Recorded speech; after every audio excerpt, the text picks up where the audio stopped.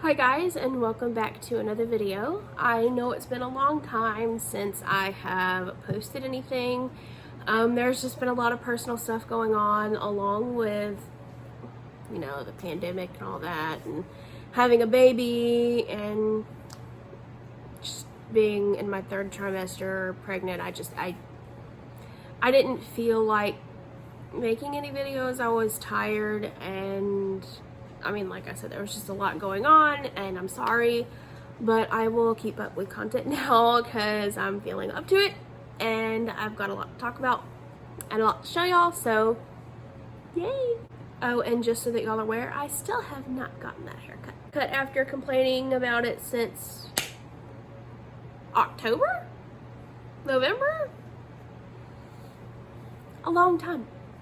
And I got some long boys here, so I've just been putting off a haircut. Anyway, so my video today is just going to be me talking about my awful labor and delivery experience.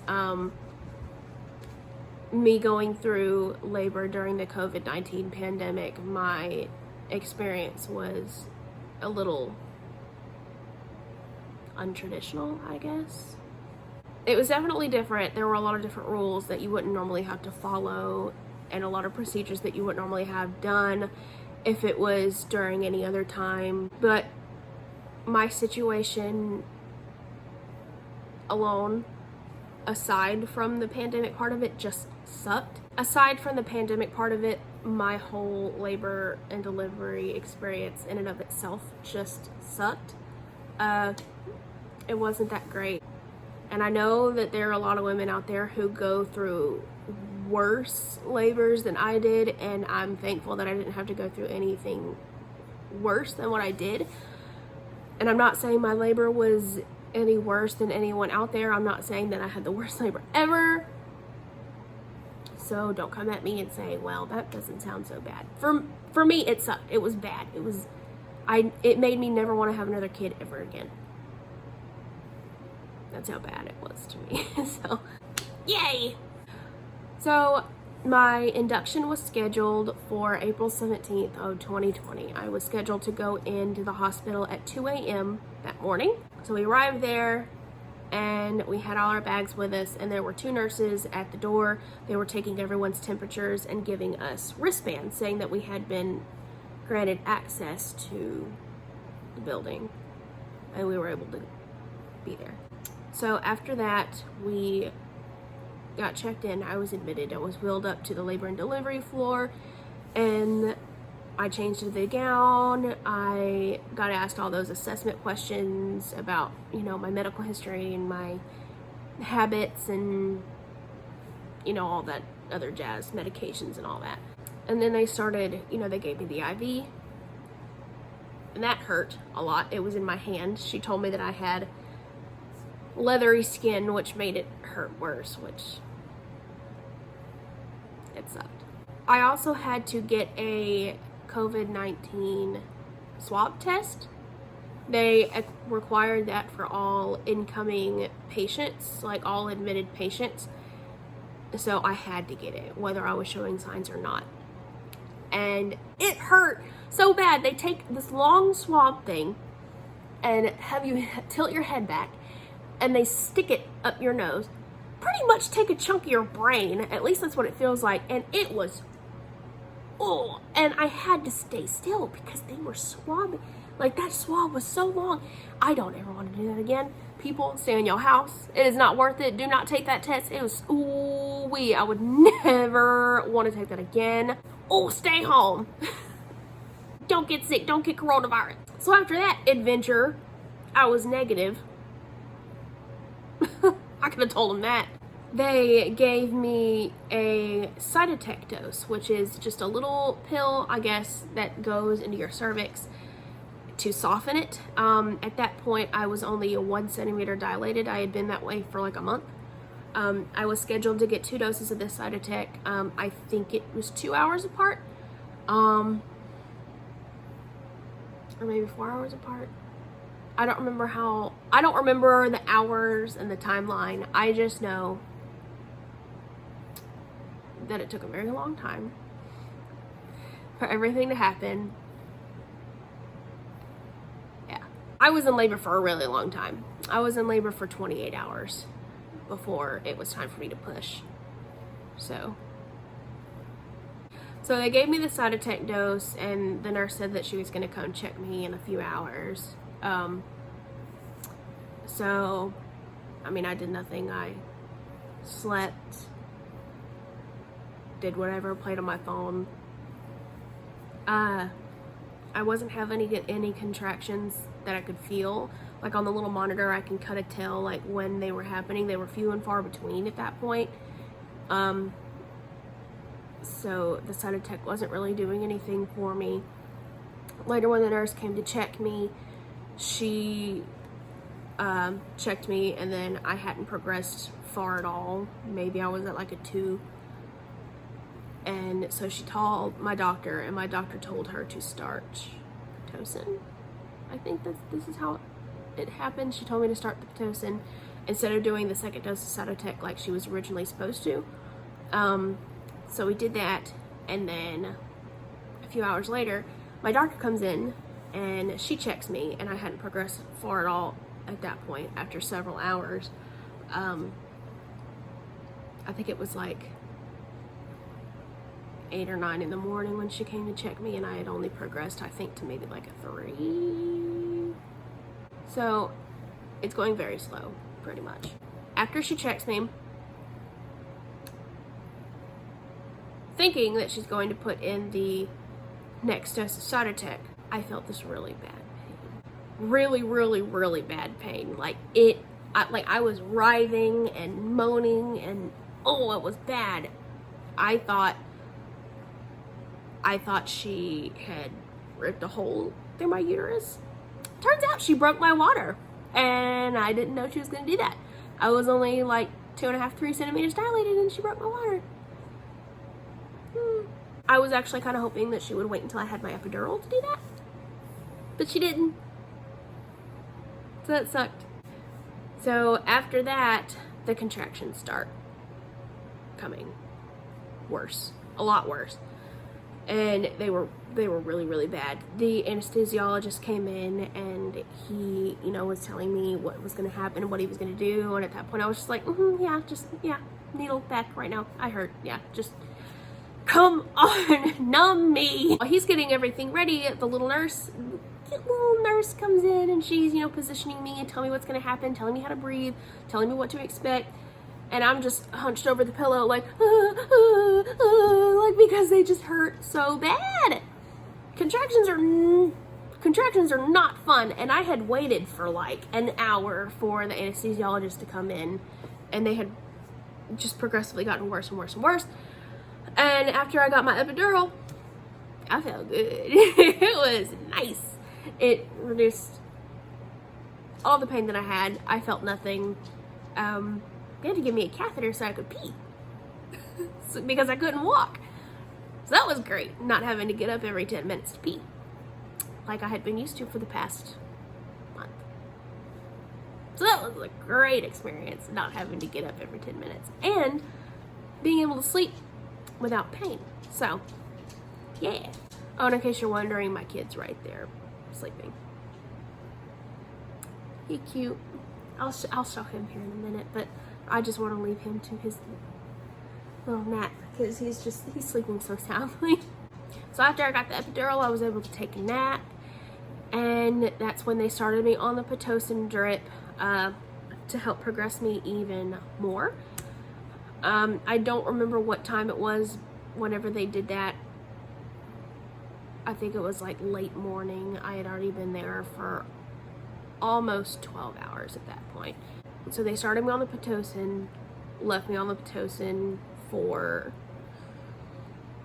the rest of the day, and by evening time came around like 5, 6, 7 p.m.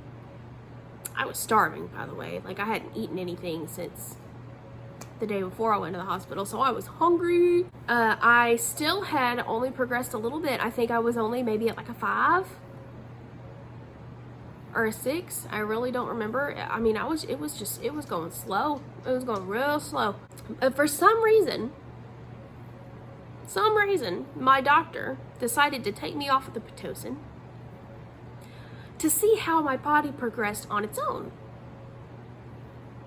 So essentially, they slowed down my labor because it did absolutely nothing. My mom thinks that they did it so that my doctor didn't get called in the middle of the night to deliver the baby.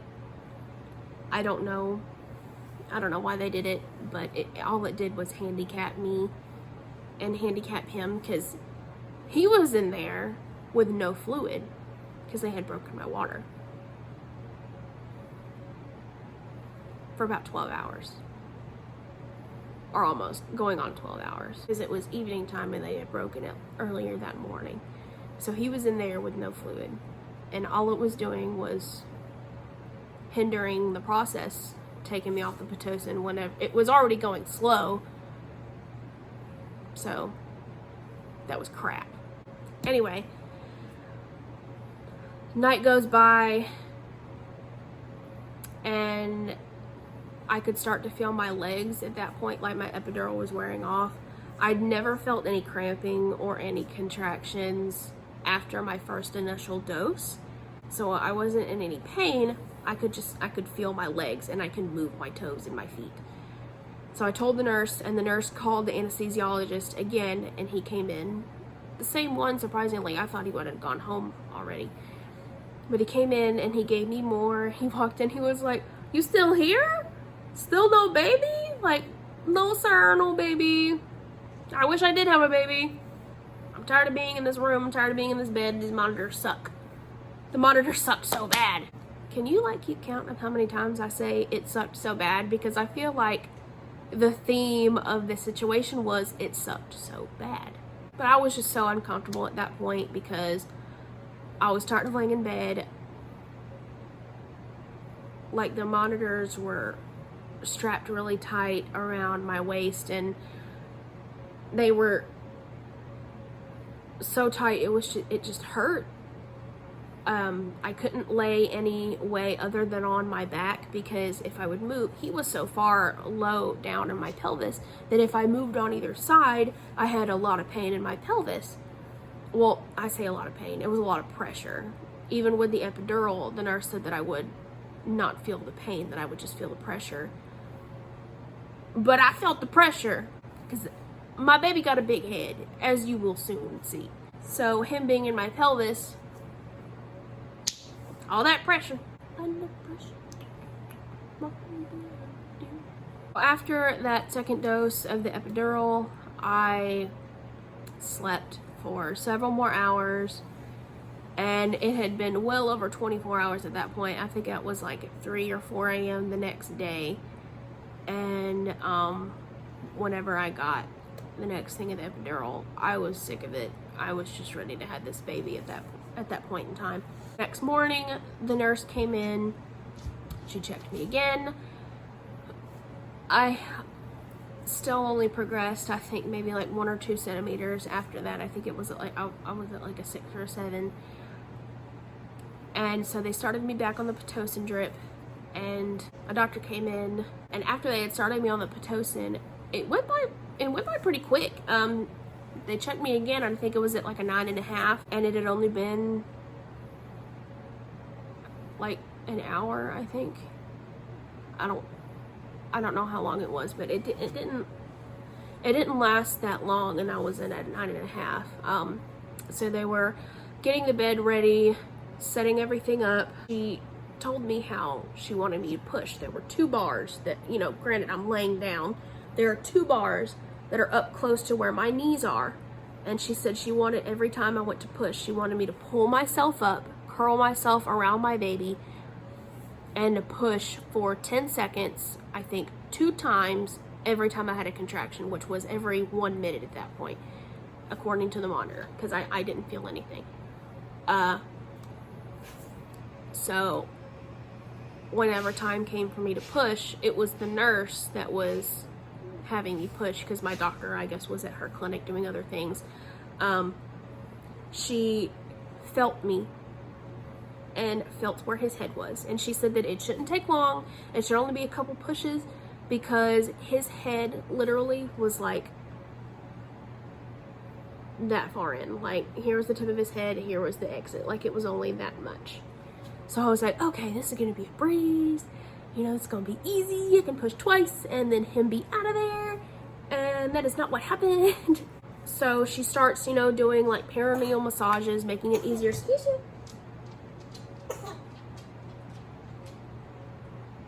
You okay? He's still sleeping.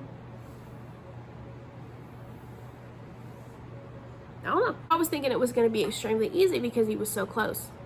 Boys are wrong. So she started doing like all the massages like in my area or whatever, and because the nurse before said that I could still feel like feeling and pressure, I felt what she was doing. And you know, she did that the entire time I pushed, pretty much up until the last minute when the doctor came in and the baby was almost out.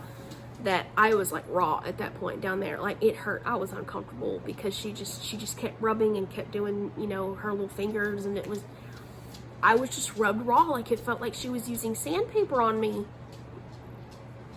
to massage my perineal area, and it just hurt. It hurt a lot. So whenever I started pushing, I kept telling her, look, I'm numb. I can't tell if I'm pushing. You know, I don't know if I'm doing anything. I can't tell. And she kept telling me, you're doing great.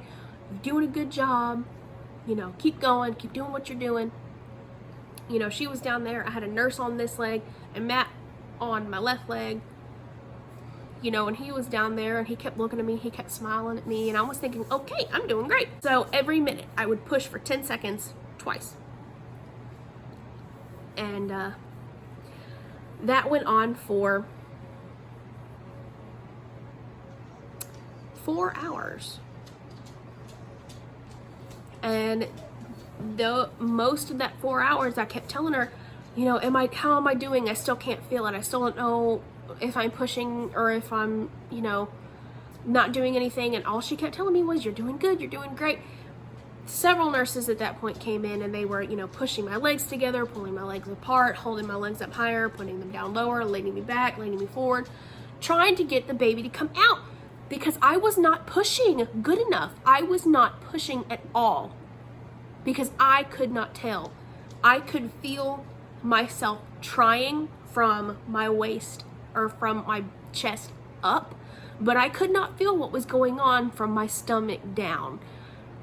I was wearing myself out, pushing, only to realize that I was not doing anything. I was putting so much pressure on my upper half that by the time I was done, I had busted blood vessels in my eyes, on my face, on my neck, on my chest, everywhere. I was sweating. I was tired because the nurse didn't tell me I wasn't doing good enough. My doctor finally came in an hour before my son came out and said, look, you need to push. He is here.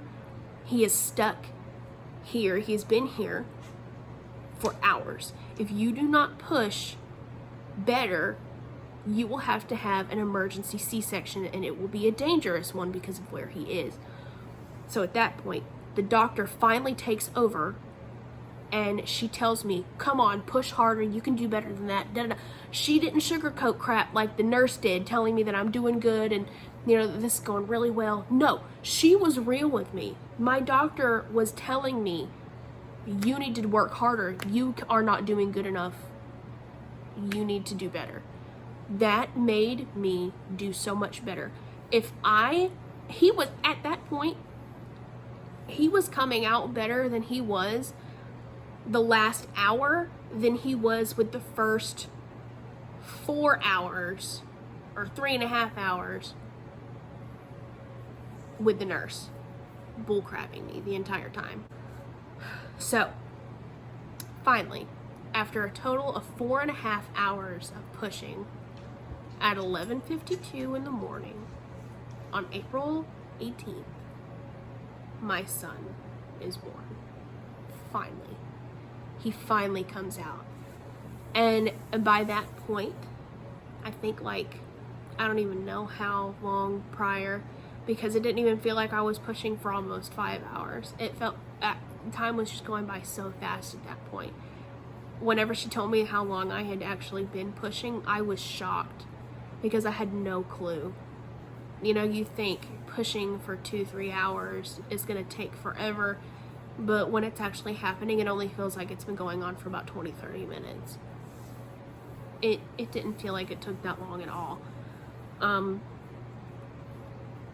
So when his head finally came out, I could feel his head coming out of me. And then she took him and she pulled him, and I could feel his whole entire body coming out of me.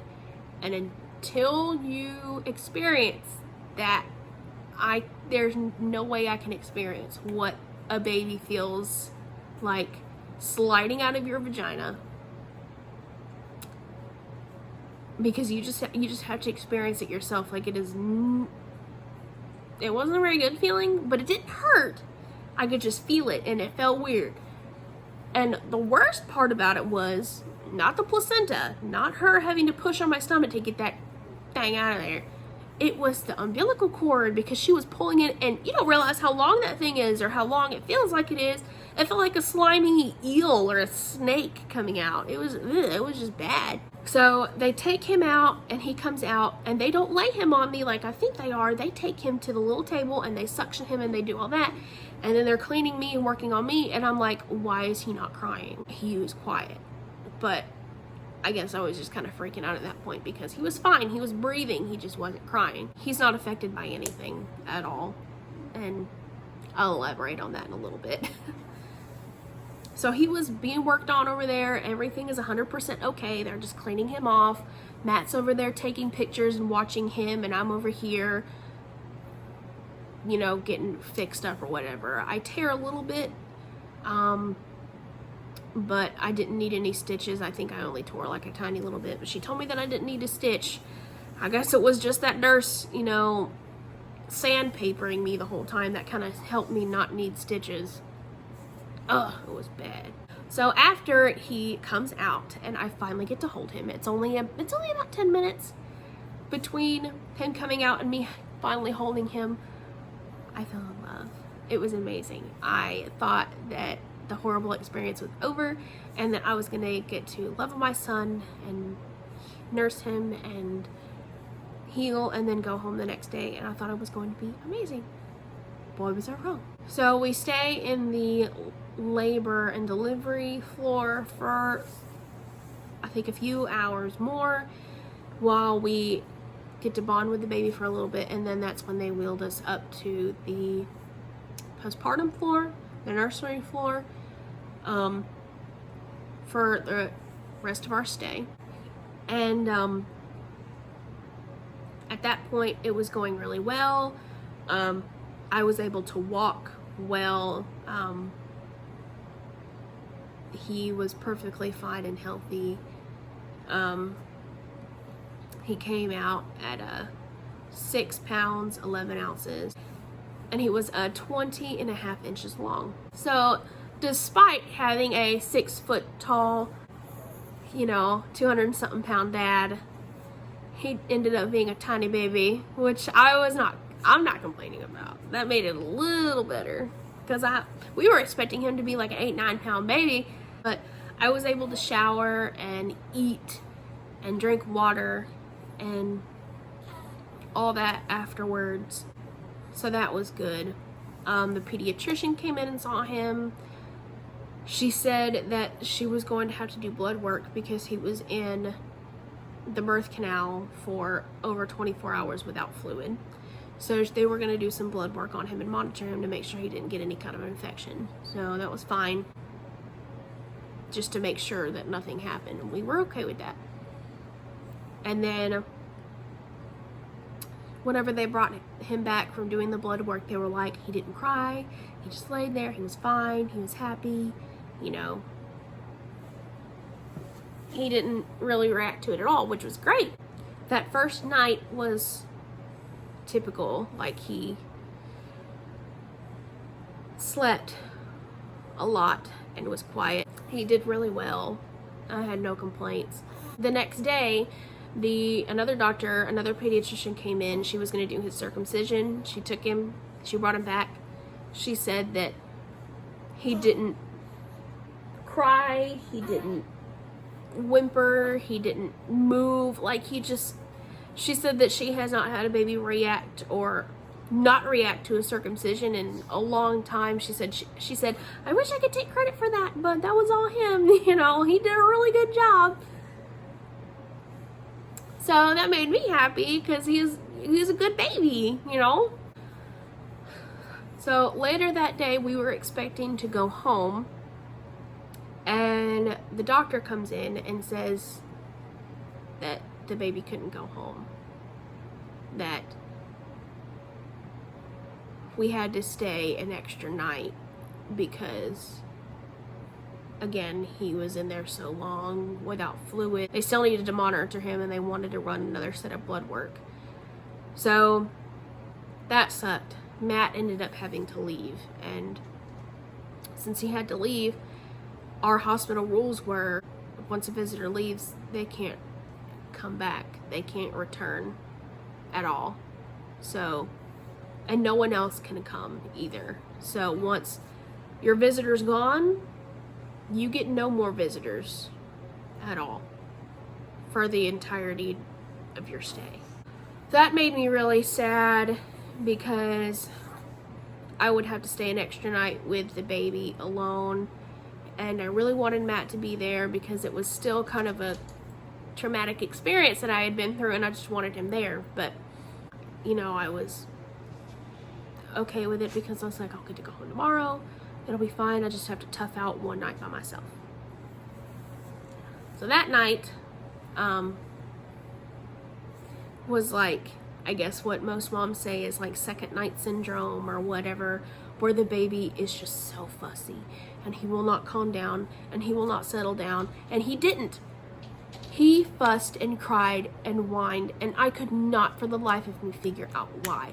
I tried nursing him, I tried changing him, I tried asking the nurse for help. We could not get him to settle down. He would not stop crying. Finally, the nurse begged me. She was like, please let me take him to the nursery so you can get some sleep. You are exhausted. You went through a 28-hour labor. You know, let me take him from you so you can get some sleep. And I was so reluctant to have him go. I did not want him to leave my side, but I eventually gave it. I was like, okay, fine, take him. I don't want him to go, but you can take him. Just bring him back to me when it's time for him to eat. So she did that, and like 3 hours later, she brought him back and said, you know, while he was down there, I noticed that he looked a little yellow. So I ran a bilirubin test on him, and, you know, I'll wait for the doctor to look at it in the morning. So we did that, and I did notice that he looked yellow, that he was a little jaundiced at that point. I hadn't noticed it before, I guess because I was just so sleep deprived, but this was like, I don't even know what time in the night it was.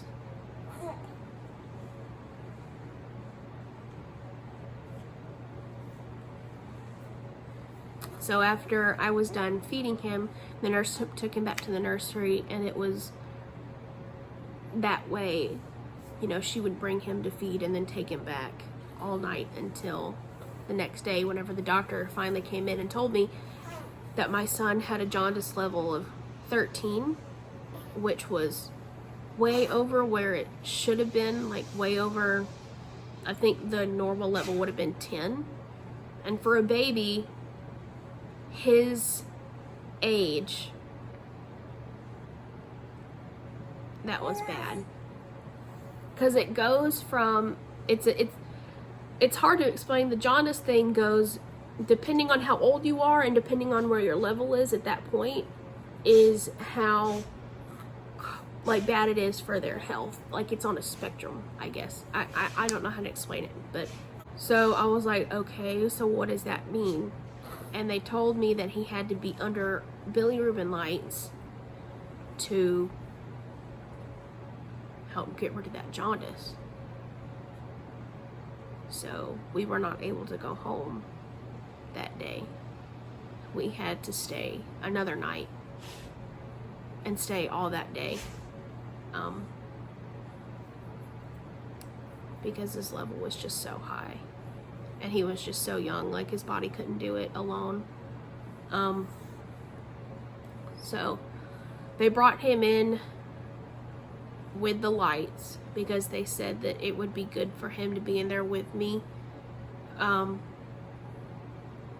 again, he just, the entire time, he was crying and bawling like he wanted to be held. I wanted to hold him. I tried everything in my power to... That's my dog. She's chasing lizards outside. She's looking at lizards on the porch. The door's open, she can see them. But there was just nothing I can do. He had to stay under those lights. And at that point in time, I was an emotional wreck. I had been crying all night because of Matt having to leave and because of him being so upset and me not being able to figure out why. Now I'm crying because he's sick, he's not well, and he wants me to hold him, and there's something wrong. He doesn't feel good, and I still cannot figure out why. He just cried and cried and cried and cried, and nothing I did helped. He had to stay under the lights. I would call the nurses, bawling to them, asking them, please help me, I don't know what to do, to the point where they finally just took him out of my room again several hours later because I couldn't handle it. My mental state just couldn't. I mean, at that point, they were worried about me developing postpartum depression at that point because of how bad it was for me, like on my mental state, because of how he was doing. It went on again all throughout the night where they would bring him in to feed and then take him after he was done. All night long. They ended up having to supplement him with formula just because they wanted him to pass more poop. The more he pooped, the faster the jaundice left. So every time I would nurse him, they would give him 30 milliliters of the formula to just flush all that out of there. They wanted him to poop as much as he possibly could. So after I nursed him, they gave him formula. And then I would nurse him, and then they would give him formula. That's how that went. So the next day,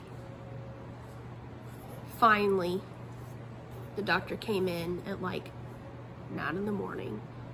Said that they had done another test, and his level went down to an 11. So it didn't drop that much. But because of the level and his age at that point, it was not bad enough to where it could hurt him. So he was on a different part of the spectrum because of where his level was and because of how old he was. He was older. Even though his level didn't go down that much, he was older.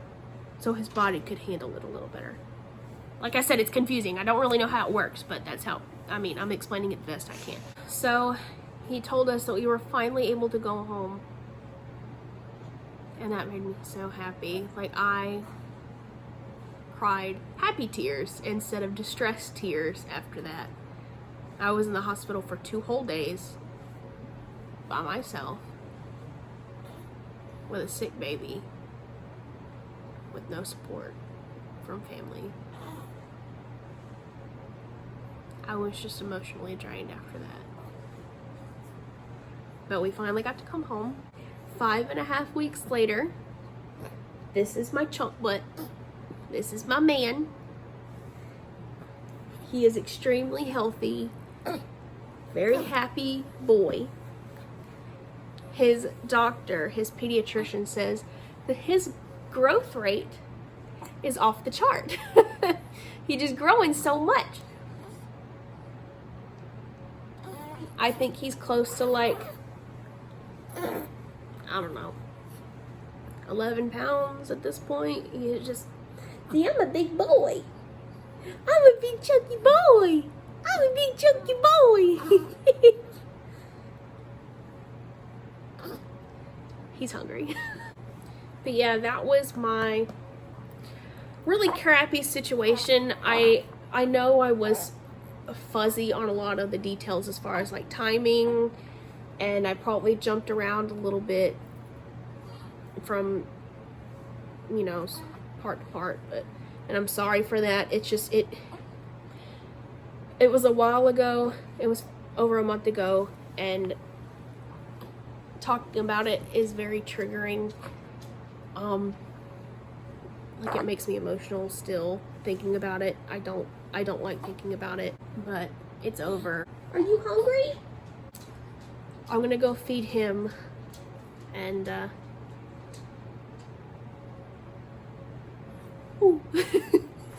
gonna go feed him, and I'll end this video here. Thank you for watching. Again, I'm sorry about the lack of details and skipping all over the place, but I did the best I could. But thank you for watching, and I will see y'all next time. Bye.